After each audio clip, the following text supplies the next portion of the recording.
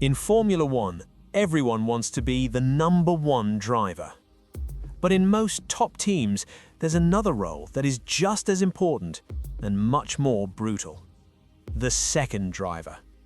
From Rubens Barrichello at Ferrari to Mark Webber at Red Bull, Valtteri Bottas at Mercedes, Sergio Pérez at Red Bull, and now Oscar Piastri in the shadow of a champion teammate, being the other guy comes with a unique kind of pressure. Before we dive in, if you enjoy deep dive F1 stories and clear analysis, make sure to like this video and subscribe to Apex Racing Desk so you don't miss the next breakdown. Today, we're looking at the psychology of being a second driver in Formula One, how it shapes careers, destroys confidence, and sometimes creates some of the toughest races on the grid. Let's be clear, second driver doesn't just mean slower driver. On paper, both drivers in a team have equal machinery and equal opportunity. In reality, teams usually have a preferred driver, someone the project is quietly or openly built around. The second driver is the one expected to support that project, scoring consistent points, backing up strategy, and, when necessary, staying out of the way. That doesn't mean they lack talent, it means their role is defined as secondary to someone else's title hopes. One of the clearest examples of the second driver role is Rubens Barrichello at Ferrari. Barrichello was incredibly quick, a race winner, fully capable of leading a top team in his own right. But at Ferrari in the early 2000s, the entire structure was built around Michael Schumacher. Barrichello's job, most of the time, was to support Schumacher's title campaigns, following team orders, managing tires, and sometimes giving up wins. The psychological challenge here is obvious. How do you stay motivated when you know the team's dream is not really your dream, but your teammates'?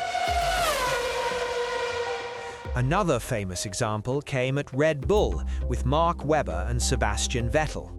As Vettel rose to become a four-time world champion, Webber increasingly felt like the number two, especially after incidents like the 2010 Turkish Grand Prix and the Multi-21 controversy in Malaysia 2013.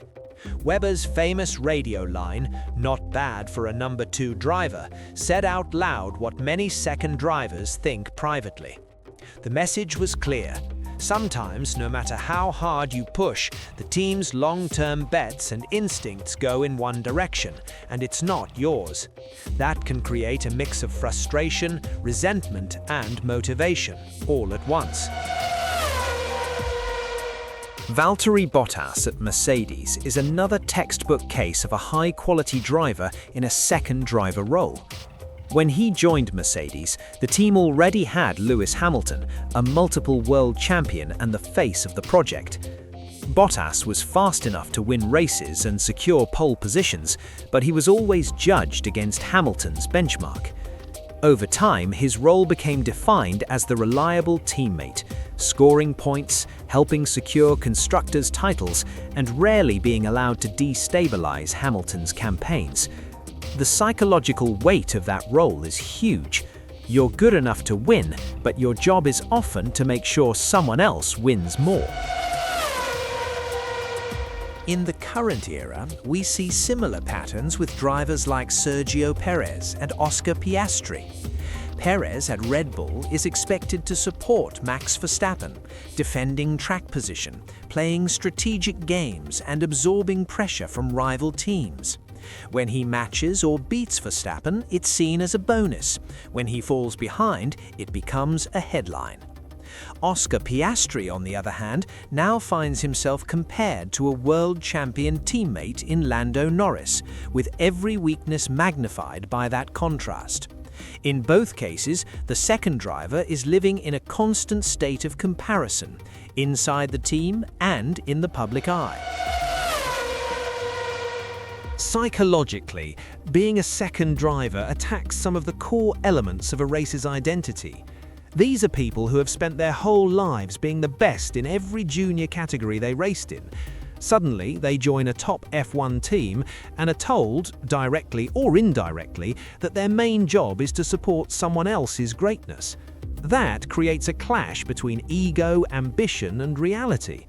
Some drivers accept the role, at least for a while, and find satisfaction in team success and occasional big results. Others resist it internally, which can lead to tension, political battles, and in some cases, early exits from teams or even the sport.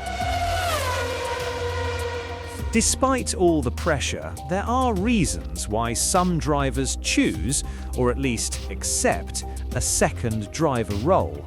First, it can extend your career at the top level.